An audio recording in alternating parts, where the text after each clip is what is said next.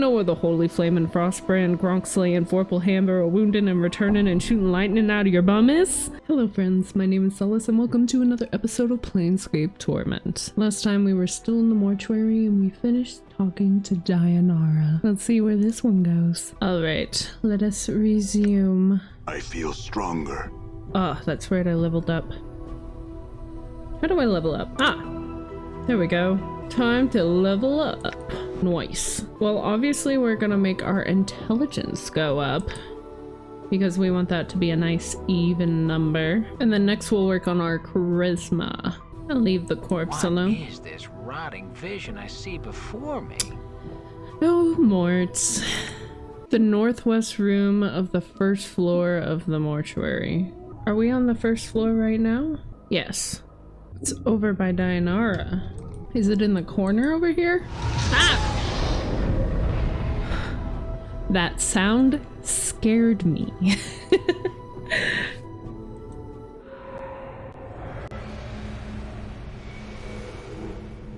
Ooh, some shadows looking for me. Ooh, some gold. Pen's notes. It's been written with remarkable penmanship upon the finest parchment. Vaxis, if you are reading this and you have undoubtedly failed in your task and have been forced to use the escape route I arranged, I told you that your little disguise idea was ridiculous. In any case, you'll need to lay low for a while. The dustmen may be deluded, but they are not fools, and they will certainly seek retribution for our intrusion. I've left you some coins. Use them to secure a hiding place in the Hive, preferably in Ragpicker Square. The dustmen will be unwilling to look for you there. Once you have secured a new hiding place, I've got a new mission for you. Find out where Farad is getting those bodies he's delivering to the mortuary. It's apparently causing the dustmen a great deal of upset, and I wouldn't mind knowing myself. Reports are that stone-faced dustman and the Gathering Dustbar, Initiate Emmerick, I think the fool's name is, has been sending out finders to try and mark Farad's movements. See if you can find out how far along he is. Oh yeah, it's the 4th of July right now, so you might hear some fireworks in the background. See if you can find out how far along he is and hinder his efforts until we know more about Farad's activities. I don't want Emmerick finding out something before we do. We leave.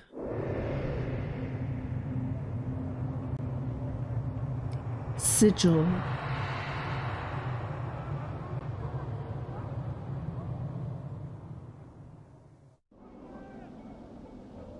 Ah, the lovely town of Sigil. Alright, let's look at the map. Ah, yes. Sure, it's quite a lot in this map. I hates it here. Wish I made enough jink to leave the Hive for good. Take me advice, Cutter, and get out when and if you can. Okay. The woman seems to recognize you instantly. She steps back in horror. After all this time, ye bastard! May all the fiends in Bator take ye. One day, you'll be sorry for what you did to Aaron, and by all the powers, I swears it. She turns to flee. Wait. Done. Okay. Bye.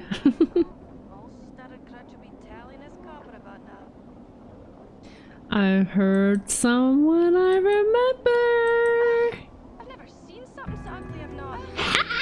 You see a striking red-haired girl dressed in leather armor. Her right arm is covered with a series of interlocking plates that look as if they were taken from the skin of some creature, and a horn shoulder piece protects her left arm. Oddly enough, she has a tail that is flicking back and forth as you watch. Pike off. Greetings. I can't do Anna's voice. I wish I could. I'll do a voice. Who are you? The girl sneers and makes an obscene gesture with her tail.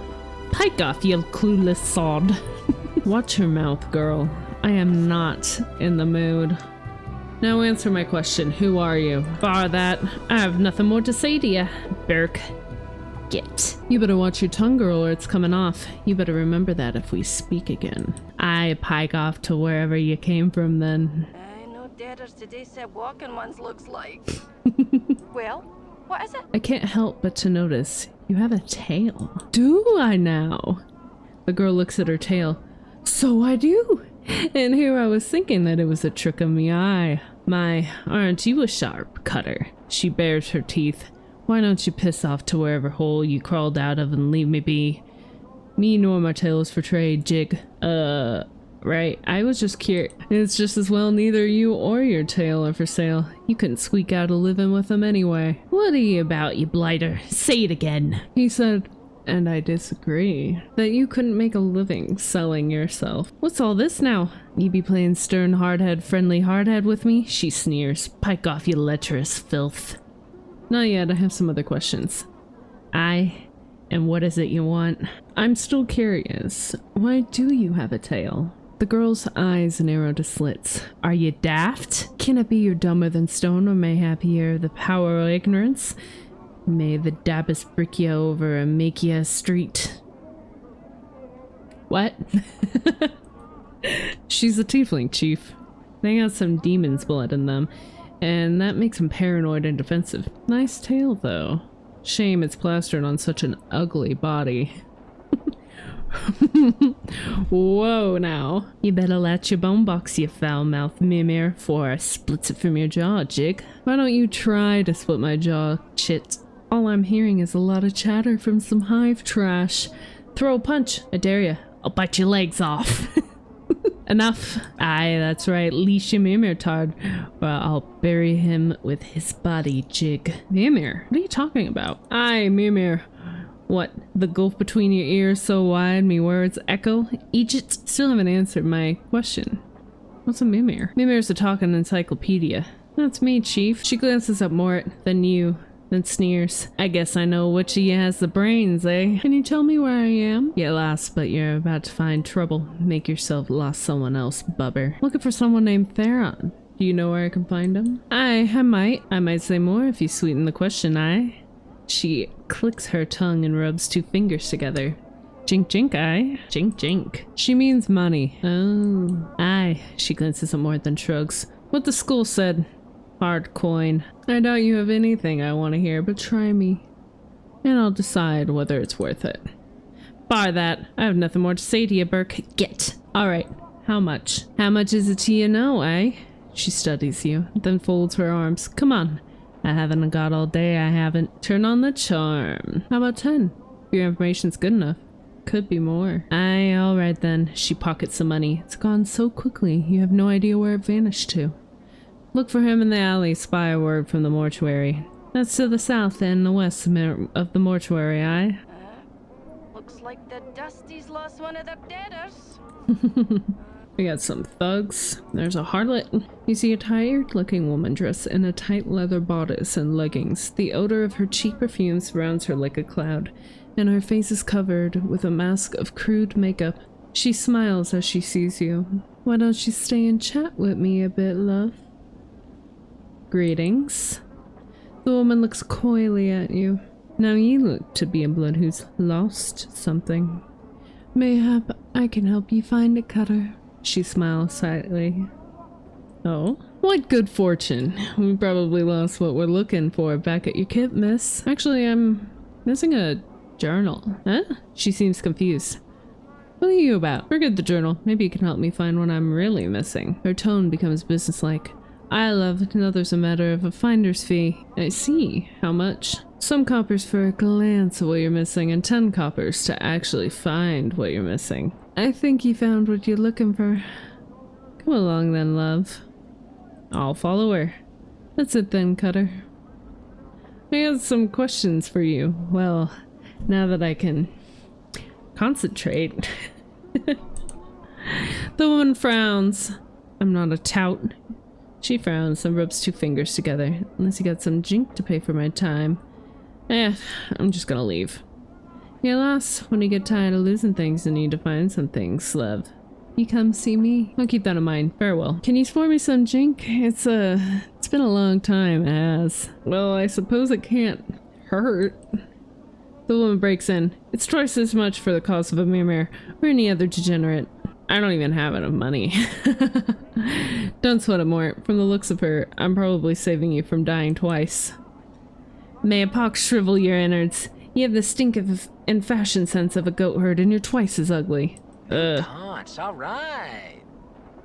Mort stares, hypnotized, as the harlot lets loose a stream of obscenities. At the end of the verbal avalanche, Mort is silent for a moment, then turns back to you. Wow, Chief. Got a few more taunts for the old arsenal. He turns back to the harlot, who's catching her breath. I'm also in love. Hello. Pox. This cowled figure is hunched by the mortuary gate. His face is obscured by the shadows of his hood. What little you can see is his chin, which is covered with stubble and what appears to be a foul green and purple rash. The rash seems heaviest around his neck, fading as it crawls up to his chin. Greetings. The figure doesn't budge. There's a moment of silence, and he responds in a high-pitched voice that sounds more suited to a girl of 10 years than a man. Hi? Who are you? Pox am I. Hi. Pox? Mother and father named me. Wished a pox on firstborn, a curse given. Came true, it did, hi. Again, your eyes are drawn to the purplish-green rash covering Pox's chin and neck. Oh, I had some more questions for you. Hi. What are you doing? Wait for debtors, do I? Hi. Debtors. Corpses. Why? Find a debtor, take him through the gate, get some jink, then again I wait. Hi. Through the gate? Why? A debtor's to a dustman what a copper's to a collector. Bring them the dead, they give you copper at the gate, they do. Hi. I see. Say, I had some other questions. Do you know someone named Farad? Hi, Farad. Collector. Big name has weight. Cast long shadow it does, hi. Do you know where I might find him? Hi, in the hive here he is. Somewheres. Hi. Can you be more specific? Hi, somewheres in the hive he is. Farad hide he does. Very hard finding he is.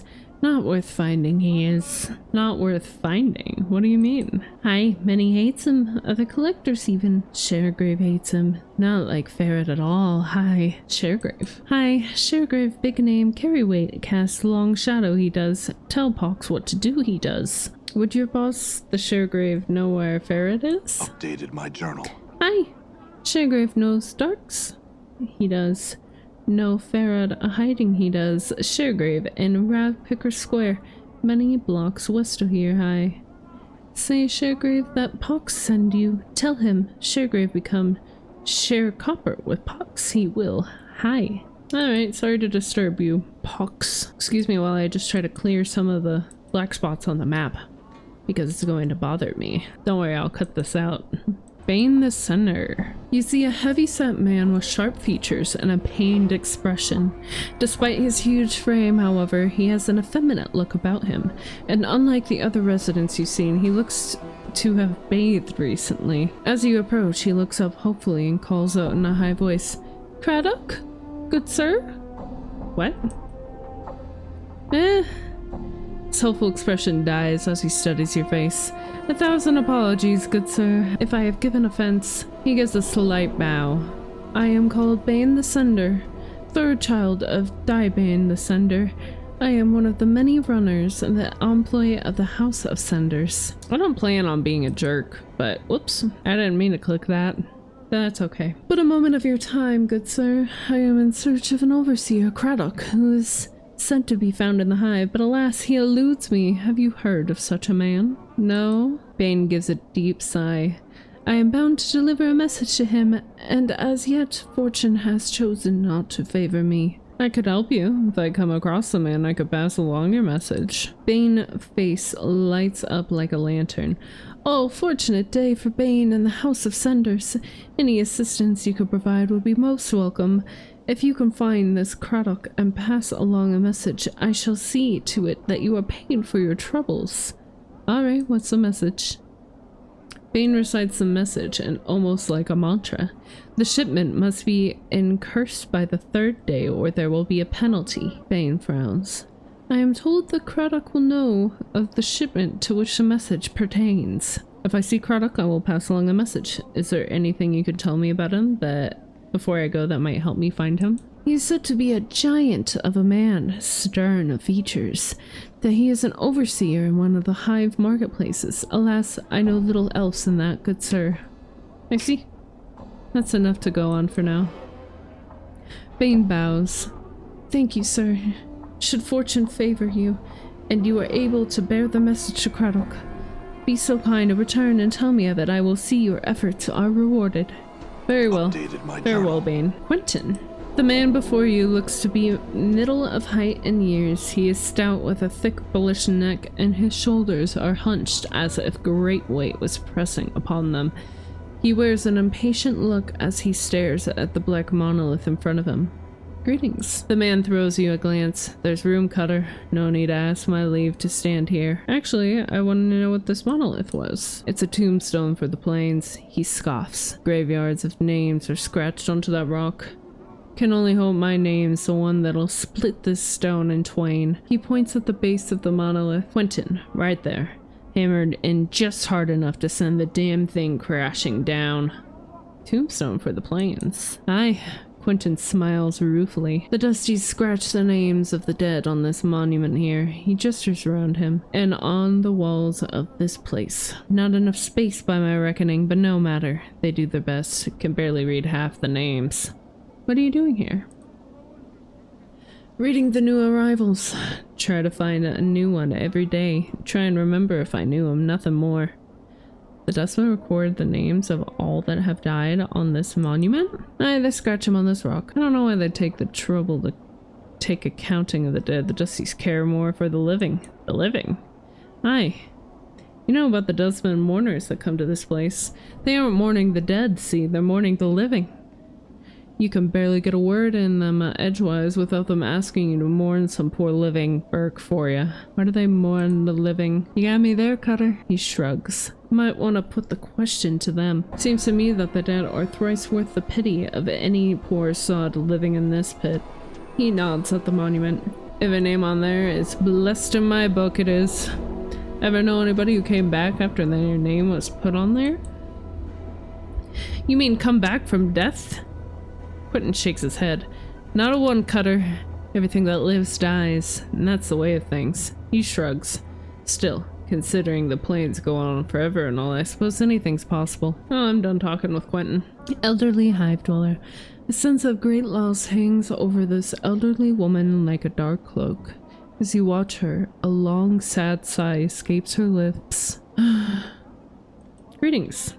She looks up at your face, cloudy eyes squinting and straining to see you clearly.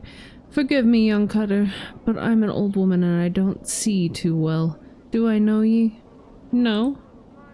She mulls your answer over a moment, nodding. What was it you wanted then? I had some questions. Questions? Her expression curdles. Oh no, you're an adventurer, aren't ye? Name, job, and all that rot, eh? Well, I won't have it. Off with ye. Not an adventurer. Bar that. The woman jabs her finger at you. I've watched the dustman put the name of me husband, damn his soul, me son, and both me daughters in their memorial. Adventurers, all of them. Why, I swung quite a sword myself back in the day, so I knows one when I meets one. The old woman seems to be working herself into a fit. Her face has become flushed and flicks a spittle fly from her lips as she howls at you. Let her continue her tirade. I bet you all sorts of barmy questions. She mimics your heroic stance. Greetings. I have some questions. Can you tell me about this place? Who's the Lady O'Pain? I'm looking for the magic girdle of Swank Iron. Have you seen it? Do you know where the portal to the 2817th plane of the abyss might be? Do you know where the Holy Flame and Frostbrand, Gronk slaying, Forple Hamber, wounding and returning and shooting lightning out of your bum is? She spits. Dunk. All of it. Only gets you in the dead book. I ought to kick you in the shins for even pestering an old woman about it all.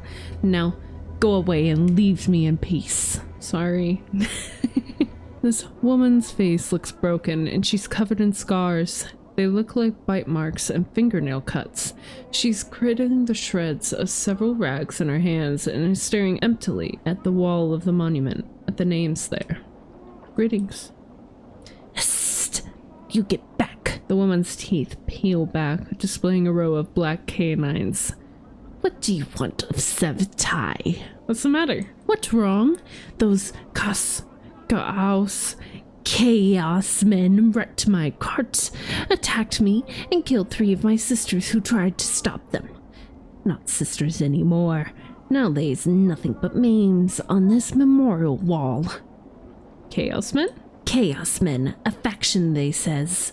What they are is an addled bunch that runs wild through the Hive and does whatever they please. We never did no harm to them, and now they lope in like dogs and tear apart anything within their reach. Who are these Chaos men who attacked you? They're a Hiver gang, a bunch of addled sods that call themselves the starved dogs barking, or some such barmy nonsense. I gotta have a balance of good and shitty, so I wouldn't mind penning some men in the dead book for some coin. You got the copper.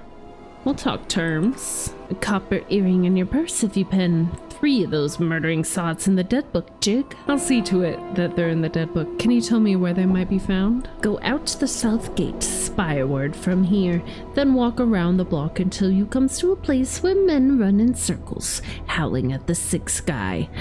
They're the starved dogs, they are. I'll go look for them then. Update. I'm collecting side quests. Side quests. Death of names. You see a dustman with a crooked smile frozen on his face. Despite the smile, his eyes are as dull as stones. His right arm is shorter than the left, and he keeps it tucked to its side as if cradling a small child. Greetings. The dustman's eyes slide over to you. Name. The way he speaks the word, it sounds like the tolling of a bell. I don't know. No name can't help you. The dustman speaks in a curious sing-song voice. Like, no name, can't help you.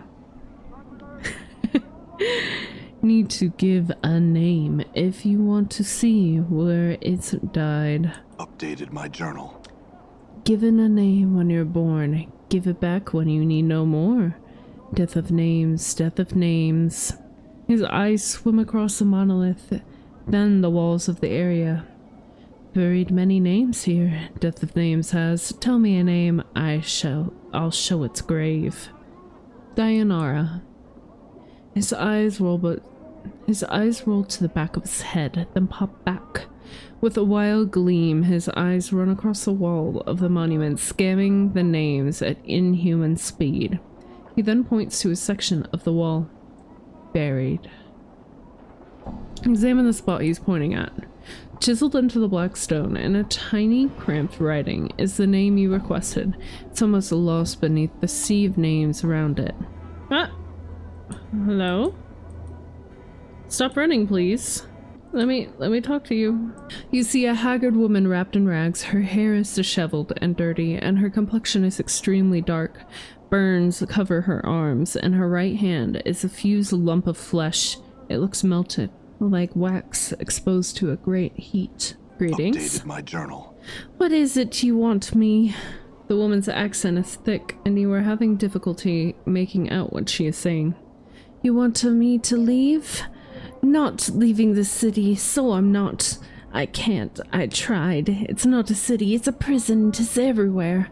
Everywhere? There's worlds, there's... Her eyes gleam madly. Plains that be sinking the sands, fields thirsty nettles be, sightless worlds where your limbs are given life to hate, cities of dust whose people are dust and whisper ash, the house without doors, the twilit lands, the singing winds.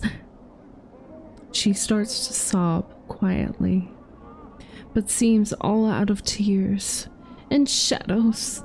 The terrible shadows there be. Where are these places? Where's them places? She flings the lump of her right hand at an arc, gesturing at the cityscape. They's all here be. Doors here to everywhere. Doors? You're not knowing this? She squints at you and her teeth start chattering. Tell you I will. Beware every space you walk through or touch in this thrice cursed city.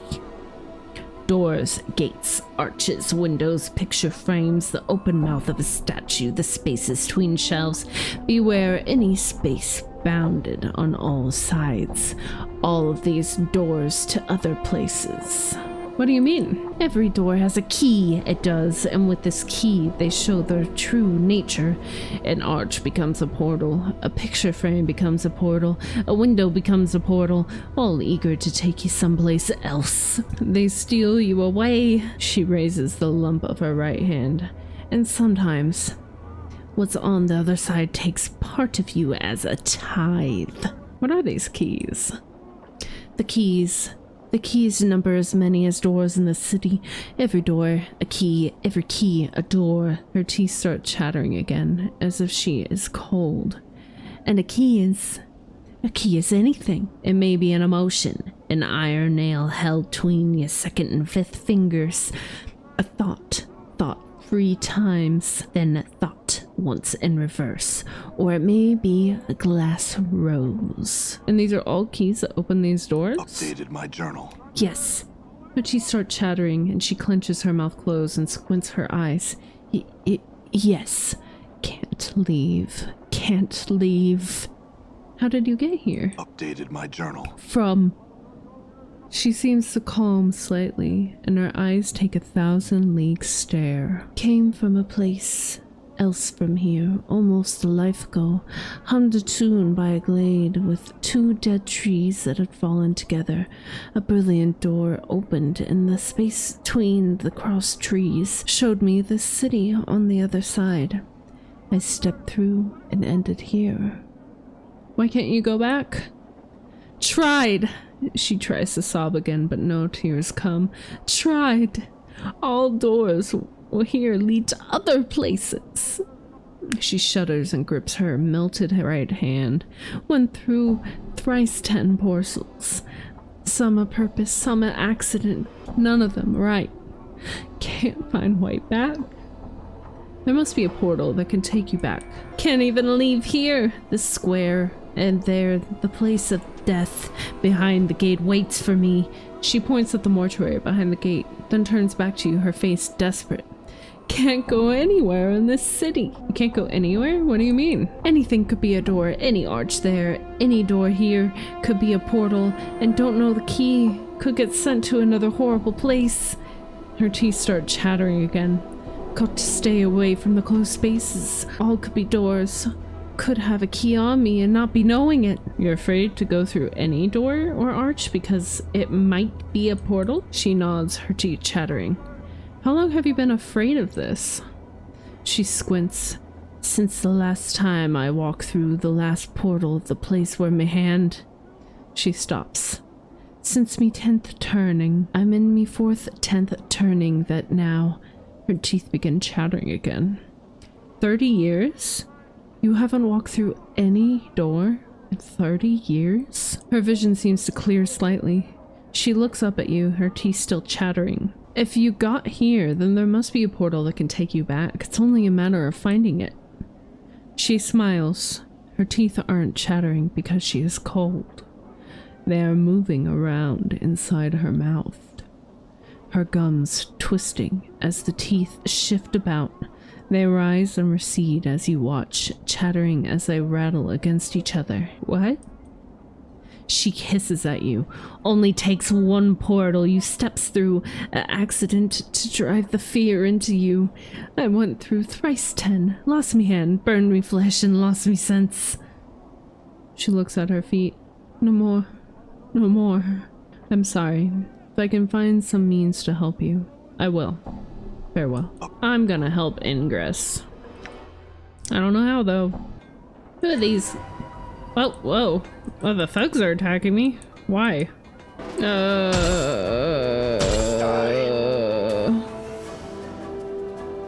Die. Die, I say. Why? Looks like my skills have increased. Why are you not helping Mort? Well, I literally did nothing to engage those thieves, but that's fine. You see a tall creature with a shock of white hair. Its skin has a greenish cast, and a pair of goat horns protrudes from its forehead. It is dressed in long flowing robes and appears to be floating slightly above the ground. The creature turns to face you, and a series of symbols appear around its head. The symbols have a slight glow about them, and they just hover there. Oh, for the power's sake. Piking Dabus. What's wrong? He's a Dabus. They speak in rebuses. These annoying word puzzles. If you don't know what he's saying, then we better find a native or some other way to communicate with him. If we want to, it's an annoying bunch. My bet, they can speak.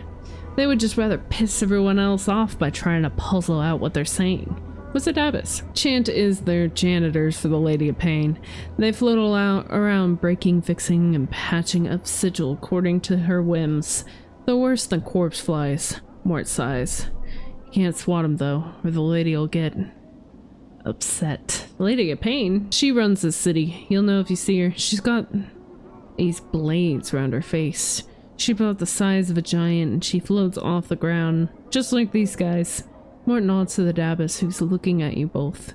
Nobody knows much about her. She doesn't speak much. All you need to know is that you don't want to make her angry. If you see her, my advice: run. The Dabus waits patiently, its hands tucked into its sleeves. A series of symbols materializes above its head. Then they vanish and a question mark appears. Try to strike up a conversation. See if you can translate what the Dabus is saying. Ooh! You ask the Dabus several questions, trying to get a feel for the rebuses that appear above its head. It is extremely patient throughout your discussion, giving you easy sentences to translate. After a few minutes, you start to get the hang of it. It feels like you've done this before. Maybe you can help me. Who are you? The Dabus inclines his head slightly, and a stream of symbols appears above his head. I am a Dabus. And another question. What are you doing? A batch of symbol appears above the Dabus's head. I attend to my duties. Can you tell me about the Lady of Pain? A lone symbol appears above the Dabus's head. This one shows a metallic female mask with blades coming out of the sides. Just looking at the ghostly image makes you uncomfortable. Farewell. The Dabus bows slightly. Symbols swirl around its head, then it turns away. Fleam! I thought I'd never see you again. It's been what? 4 years? You looks, well, no matter. Say, here's that 100 copper I owed you. I would have returned it to you sooner, but it was as if it disappeared off the face of Sigil. I got to be heading away now, Liam. Fare thee well. Cool. Thanks. Thanks for the copper. Stay away from that burnt out alley southwest of here if you're not spoiling for trouble. The man squints at you. Auric? Is that ye? Perhaps. I thought you said you never returned to Sigil. If Amatael finds out you returned, you're a dead man. In any case, I still have that scroll you lent to me. Here, take it, and leave me before we're seen together. But... Okay. Thank you. I love when strangers give me things. My strength is so low that a floating skull can carry more objects than I can. I'm saving these so that when I become a wizard, I can copy these spells. Chief, what are we doing in here? Let's say we just give this place the laugh, alright? But... oh, speaking of that, I should probably talk to you. Hey, what's eating you, Chief? Can you tell me a little about Sigil? Sigil's a ring-shaped Sigil's a ring-shaped city that's squatting... Wow, this music is so distracting. I have to take these headphones off for a sec. Sigil's a ring-shaped city that's squatting on top of an infinitely tall spire and what some claim to be the center of the plains. Of course, how it could be at the top of an infinitely tall spire and how the city could even be at the center of the plains raises some questions. Anything else? Sigil's calls the City of Doors, mostly because there's a lot of invisible doors that lead in and out of it. Just about any arch, door frame, barrel, loop, book itself, or open window might be a portal under the right conditions. It all depends on if you have the right key to open it. Peace. See, I guess the best way to explain it is most portals are sleeping, right? You could walk through them, by them, on top of them, and nothing would happen. Now, every portal has something that wakes it up. That could be a tune you hum to yourself, a loaf of week-old biotopian bread, remembering what your first kiss was like, and then BAM! The portal gets its juices flowing. And you can jump through it, to whatever's on the other side. Like where? Anywhere, Chief. Literally. Any place you could think of, there's a portal there. That's why Sigil's so popular across the plains. Mort, I don't mind you tagging along, but is there anything else you can do except chatter? Hey, chattering's my best trait. He rattles his teeth for a moment, then grins. Huh? Huh? Oh, that's good to hear. No, but seriously, Chief, I got a knack for chattering in just the right way. I can really bend an ear if you know what I'm saying. I got insults, backtalk stuff that'll curl someone's ears into their skull, you know? How's that useful? It's one of my many talents. I call it my lightning of curses. You see, sometimes I can really bend someone's ear with just the right comment. Of course, then I usually have to do a lot of running afterward, but you get the idea. How's it work? Updated my journal. Well, I can spit insults at someone until they get mad enough to chase me around. Lightning of curses is very effective against mages. Okay. You said you're a mimir, right, Mort? Yeah, a mimir's a floating encyclopedia. You put information in, you get information out. How did you die, Mort? No idea, Chief. Kind of forgot when I died. Can't say I blame myself much. At least there was something waiting for me after I died. Even if it is life as a floating school. I mean, could have been worse. What happened to your body? I don't know, alright? It's just gone. Mort glares at you. But I don't think I miss it, because I'm happy just the way I am. And I don't need your half-wit judgments or snide remarks, alright? Oh, whatever, let's go. Come on. Shake a leg. Mort glares at you. I'm not convinced you aren't some sort of walking curse that's destined to follow me around. Look who's talking. Let's go. Speak with me for a moment. Okay, I'll speak to this one guy and then I'm just gonna go look for Farad. This tiny wizened man is dwarfed by his huge dustbin robes. They look as if they were chosen to cloak his small stature.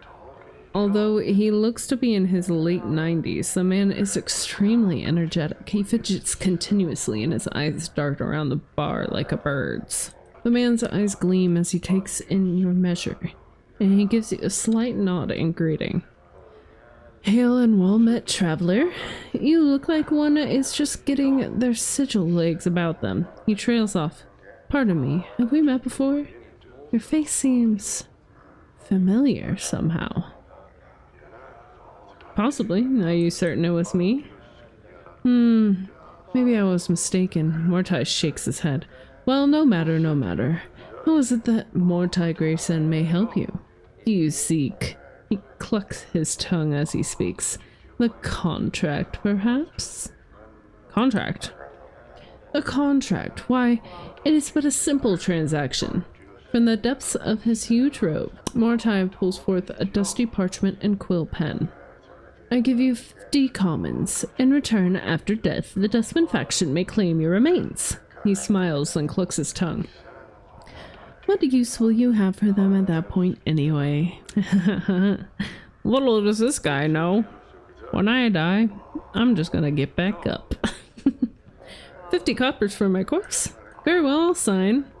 Excellent, excellent. Mortai looks overjoyed. With a thin smile, he places a dusty sheet of parchment paper and the quill pen in front of you. You shall not regret it. He jabs his finger at 3 points on the page. Sign here, here, and here, and our transaction is concluded. Sign there, there, and there. You take the quill in your hand and you begin to scratch your signature onto the parchment. The quill pen makes a strange scritching noise as it touches the parchment, like a dagger riding on steel. Continue signing. As you try to sign the parchment, however, you notice it seems to be shifting beneath your pen. No matter how hard you try, you can't seem to sign your name. The contract seems to twist it from being a dusty piece of parchment to something alive? Mortai, what's with this contract? When you glance up to speak to Mortai, you see that his face has been replaced with that of a grinning skull. The rest of the bar seems to stop, the patrons falling silent, freezing like statues. Mortai opens his mouth and a wisp of dust trails from inside the skull. Mortai? With a rasp, the death's head speaks, dust streaming from its teeth. Sign, but remember, everything has its price. And what can change the nature of a man? The words are a ragged death chorus, as if spoken by 5, 10, 20, 100 voices, old, young, female, male, desperate, calm, hysterical. Nature of a man. As you speak the words, suddenly you feel faint, and the next thing you hear is Mortai's voice. Normal. And his hand upon your shoulder. Sir? Are you alright? He laughs uneasily. I thought I'd lost you for a moment. Try to get your bearings. It's as if time has exhaled and resumed its natural breathing. The rest of the bars return to normal and Mortai's face is no longer a death's head. You feel strange pressure inside your skull, as if something desperately wishes to surface but cannot. The experience with the death's head that spoke dust, it was as if you remembered a dozen splinters of memory at once, all stabbing into each other to create an image, and you know, somehow, that every voice the death's head spoke belonged to someone now long dead. Just give me a moment, I'll be fine. Mortai removes his hand from your shoulder. He looks uneasy, more at the prospect of losing a customer than any concern for your welfare.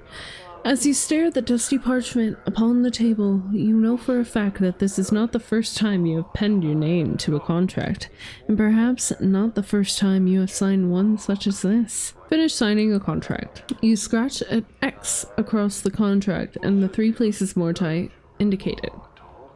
As you finish making the last mark, Mortai's hands lash out like 2 whips. The left hand sprinkles dust across the parchment to help the ink dry, and the right hand flicks a stream of coppers into your hands, 50 in all. Now the business out of the way, I have some questions. Never mind. Farewell. Mortai nods as you turn to leave. He has a strange expression on his face. Is there something wrong? Mortai frowns. Forgive me, I must ask again. Are you sure we haven't met before? Possibly. I do not recall you.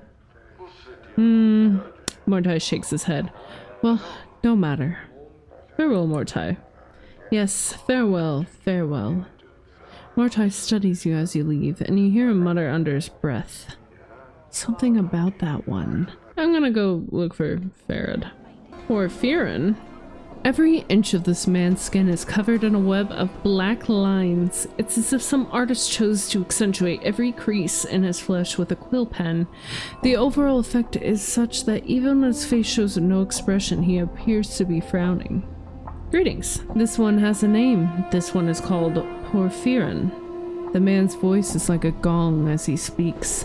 The lines on his face bend and settle into a series of spherical patterns. This one would know. Why do you address this one?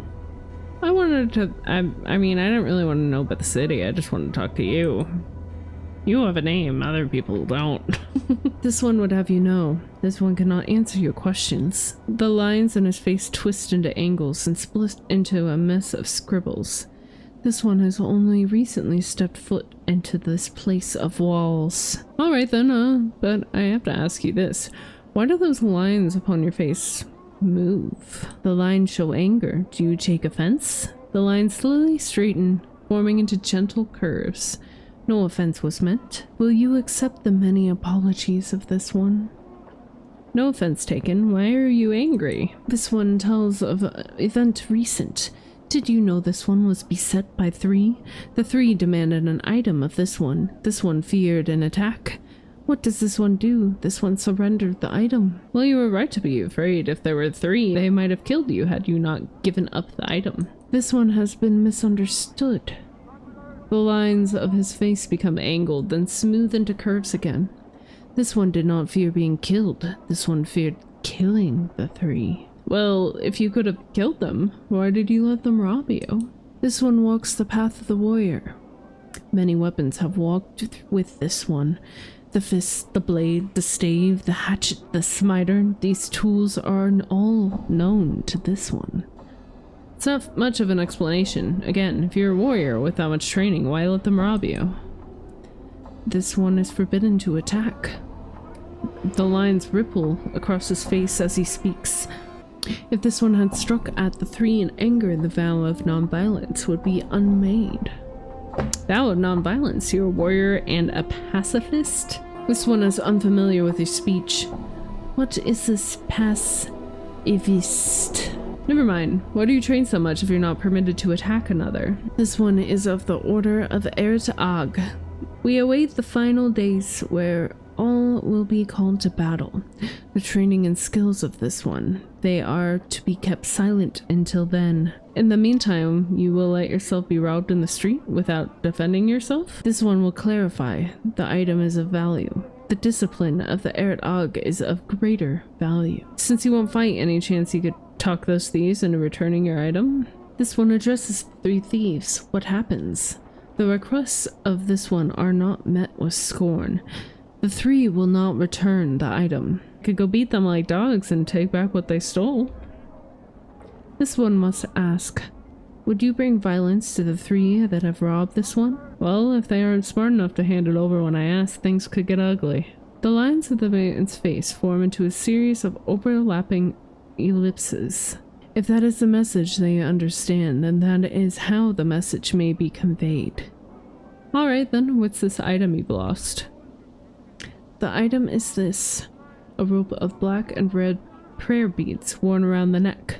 The worth of these beads is not measured in copper. The worth of these beads is measured in faith.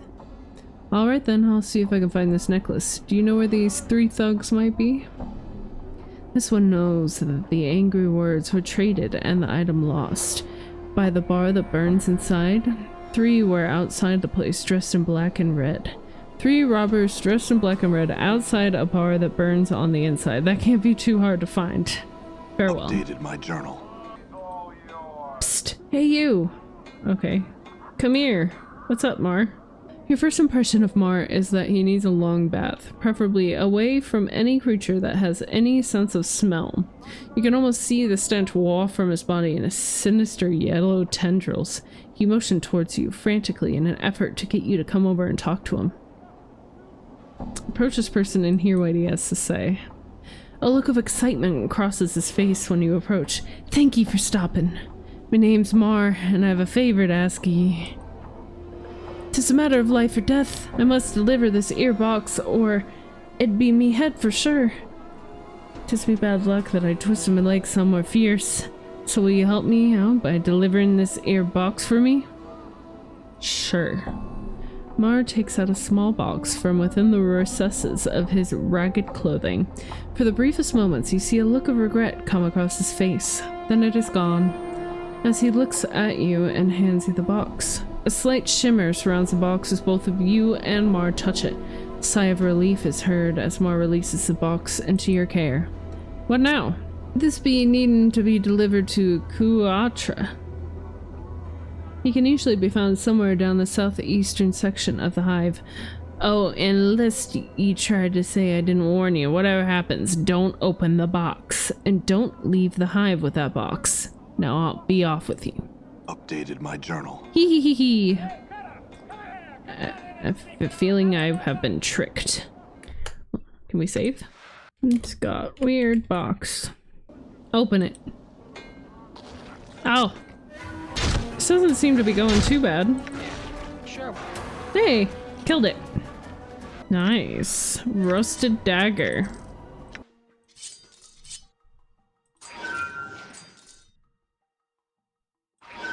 Oh, of course it's cursed. Alright, well that was interesting, but I'm going to load. Load that save. Looks like my skills have increased. I should probably level up more anyway. Oh, Lim Lim! This odd-looking creature appears both insect and animal in origin. Its legs are oversized, but its arms are small, nearly vestigial, and a brightly speckled half-shell runs down its back. It sports twin pairs of insect-like wings and has tiny black eyes and a mouth that always appears to be smiling gleefully. I will pet it. Pio, pio!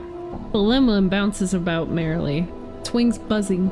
Seems to enjoy the affection immensely. Pet it some more. Pew pew! Gonna leave it alone. I'm not gonna kick it. That's rude. Creedon. This foul-looking man is quick to notice he's caught your attention. In moments he's upon you, hawking his wares. Carries a long wooden pole. Dozens of skinned and cooked rats dangle from it. As he speaks, he gestures to them with a broad, filth-encrusted hand, smiling a yellowed, snaggle-toothed grin all the while. Oi, Cutter. How you doing there?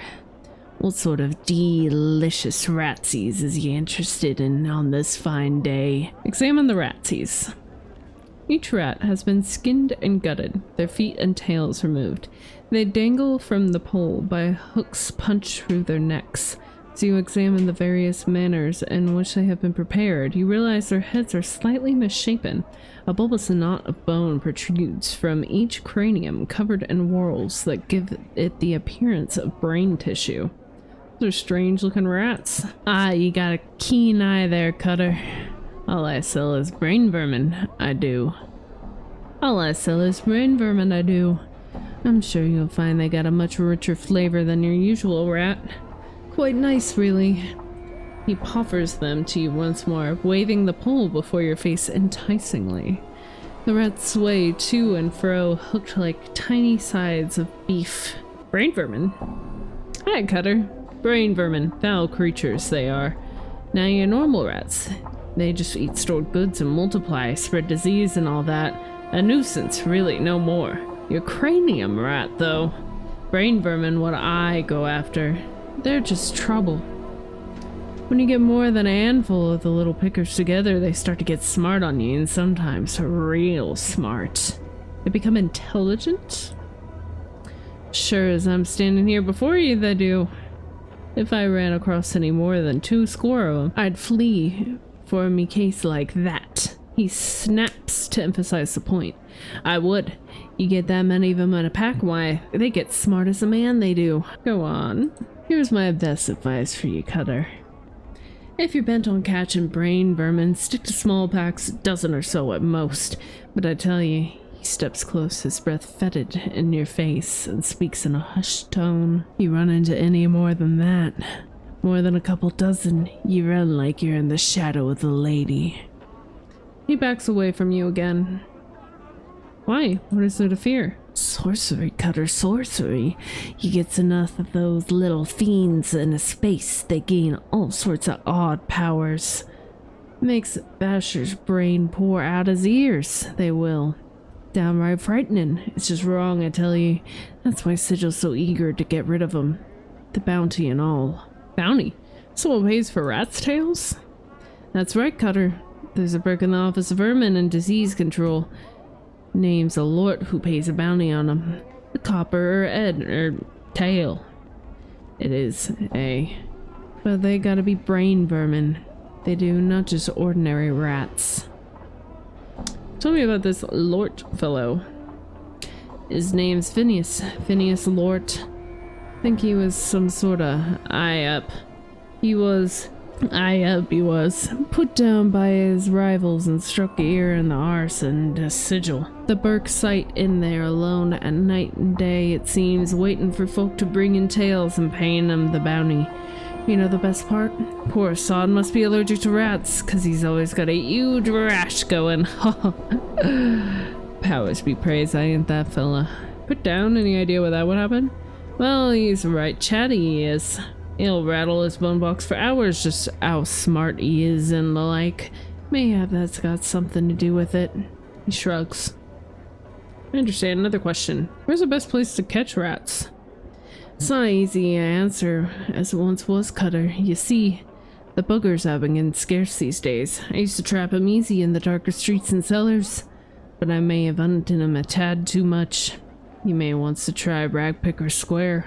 All of them trash piles make a good place for rats to run around. It was like one of those rats you have there. Good, Cutter, good. What sort would you like? He points at each in turn with a grimy fingernail. I got a baked spice, boiled and charred, all fresh and scrumptious. And only 3 coppers for 2. Let's go with spiced. You hand over your coppers, and in one swift motion, he runs a pair of spiced rats through with a wooden skewer, unhooks them, and places them in your hand. He winks at you.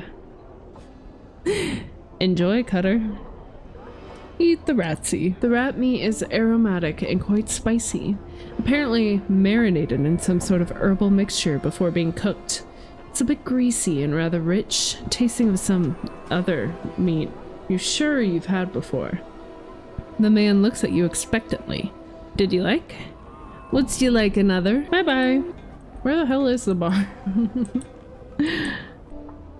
Ah, the smoldering corpse bar. This crackling, billowing creature twists slowly above an iron grill upon the floor of the bar. It may have once been human, but now its skin is charred beyond recognition. Streams of fire form a wreath around the creature's body, and the flames lick at the few remaining pockets of flesh, causing them to bubble and run like wax down the creature's skeletal frame. Greetings. The thing makes no response. It rises slowly within the flames. It lives, but it does not seem aware of anything other than the fire that surrounds it. Its skin is flame, its heart is flame, and you know within some shadowed corner of your memory, this thing is dangerous. Same with the creature. The heat surrounding this creature is incredible. To your surprise, the iron grill this creature floats above has sagged and bent from the heat.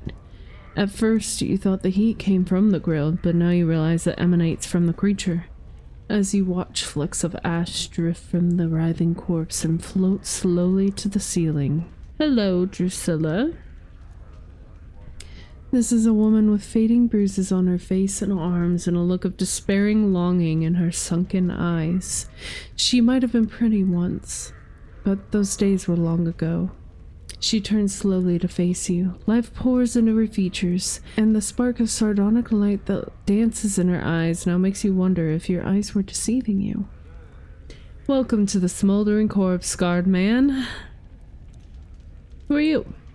I am Drusilla. And you must be clueless. Don't ask me how I know that, it just shines off of you. Shines, right. Answer some questions for me. Who is that burning by the entryway? My journal. That despair you saw on her face before flits across it again like a black-winged shadow before she masters herself.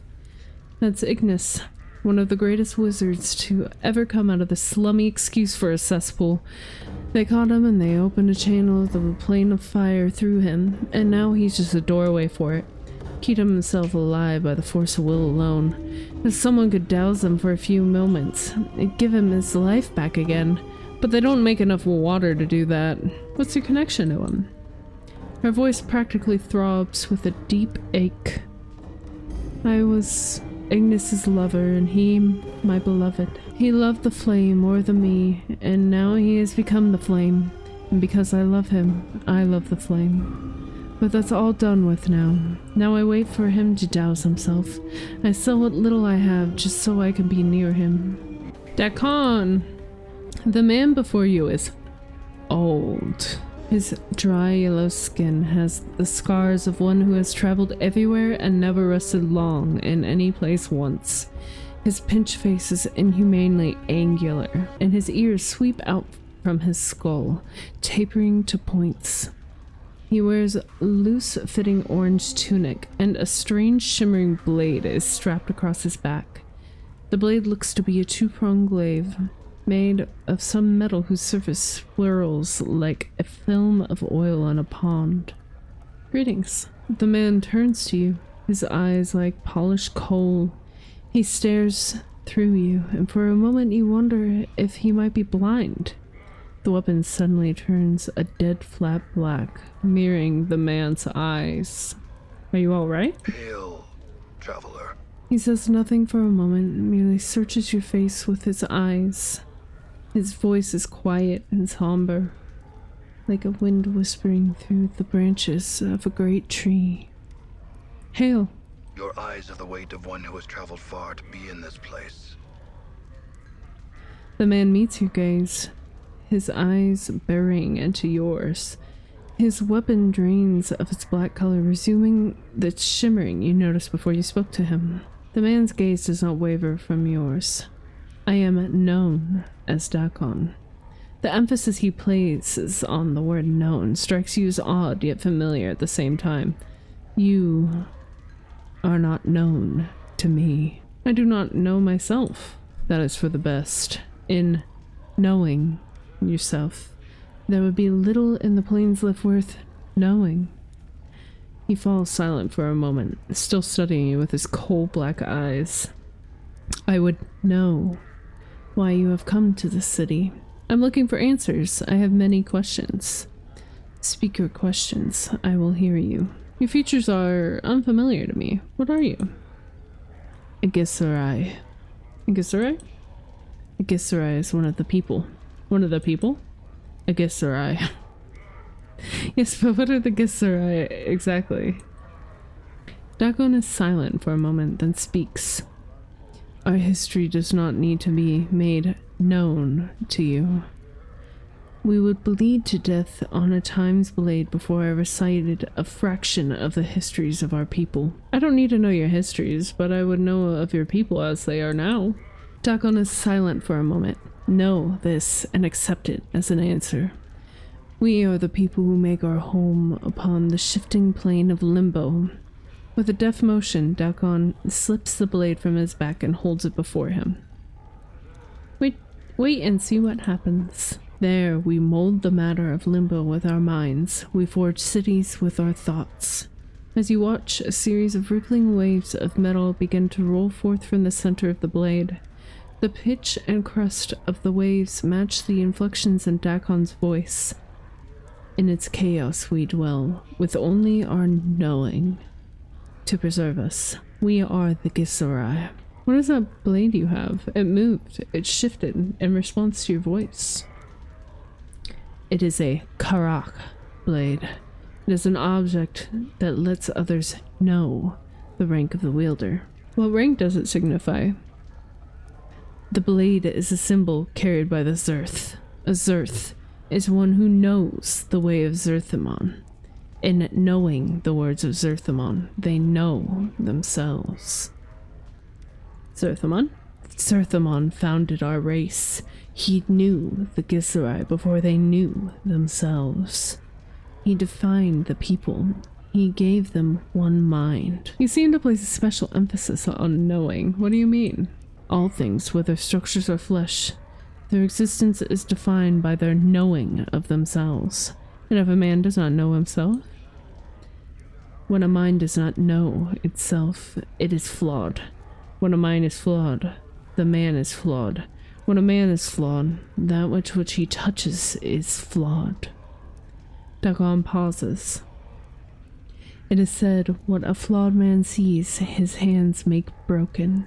Do you know yourself? Dakon falls silent. His cold black eyes take on the same distance that you noticed when you first spoke. I ask again, do you know yourself? When Dakon speaks again, his voice has changed. His words echo like a great stone dropped into a chasm. It looks like he is forcing the words from his chest. It is not my will that you know this. I'm not gonna force it out of him. I had other questions. I've lost a journal. Do you know where it might be? The location of such thing is not known to me. Okay, bye. As you turn to leave, the man speaks sharply. The first time you have heard his tone change since the conversation began. Hold. The man's voice levels out. This city is not known to you. I will travel your path with you. I accept. An extra blade would be welcome. Your path is mine. Strangely enough, his voice seems distant, and it echoes as if he was speaking from across a great distance. Very well, let's go. Endure, and enduring grows strong. That's gonna be it for this episode. Thank you so much for watching. The next episode we'll go to Ragpicker Square and figure out where Farod is. Thank you so much for watching. Bye bye!